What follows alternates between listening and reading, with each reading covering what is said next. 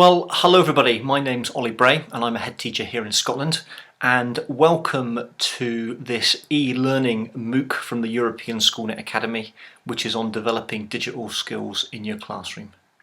As you probably know, this whole course is made up of 6 modules. Module 1 was what are digital skills and why do we need them?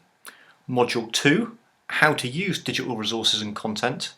Module 3, how to create digital resources and content. Module 4, how to program machines. Module 5, how to use social media. And Module 6 is all about submitting a final project. Now this is Module 4, how to program machines. And just like all of the other modules, it's split up into a number of different sections. And each of the sections has got a number of subsections where you'll find some videos and some other instructions of tasks to do. More about what's in this module in a minute, but just to point out that Module 4 is a little bit different to some of the other modules. You'll be pleased to know that you don't have to listen to my voice all the way through it. I'm going to be joined in particular by 2 of my friends and colleagues, Ray Chambers and Tulia Urschitz, who will also be talking about some of their expertise when it comes to programming machines.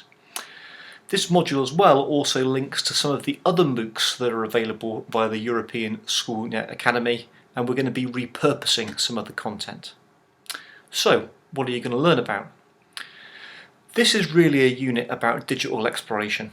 We're going to set you on a journey to find out different ways that you can program machines. We're going to start off with looking at some simple coding, and we're going to be pointing you into the direction of a whole host of different resources where you can find out about coding, but also your students can find out about coding as well.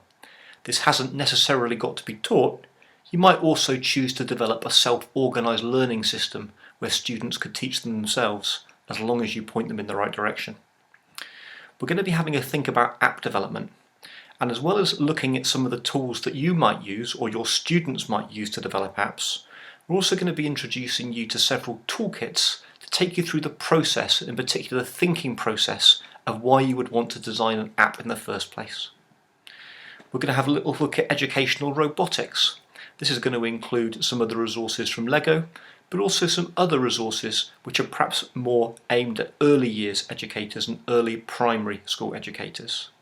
And finally, we're going to take a look at the Internet of Things and link back to Module 1, where we'll start to think about what are the challenges of the Internet of Things in our learning, in our classrooms and in our schools across Europe.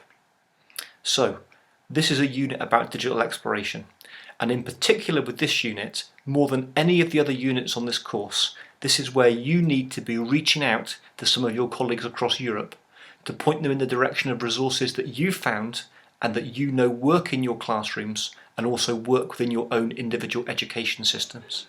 Because there really is so much out there, it's time for us to start crowdsourcing it ourselves. One other thing that I just wanted to point out is, as I said at the start of this introduction, we're going to be linking here to some of the other European SchoolNet MOOCs.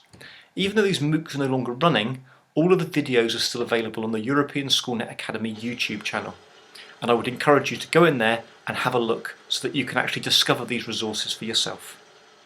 Don't forget that throughout the course we're using the hashtag eSkills course, and you can ask each other questions, you can ask me questions, we'll be setting you some tasks, we'll be encouraging you to have conversations via social media, and don't forget there'll be a few deadlines as well if you want to gain a digital badge for this unit, which will contribute to the overall digital badge for the whole of this course.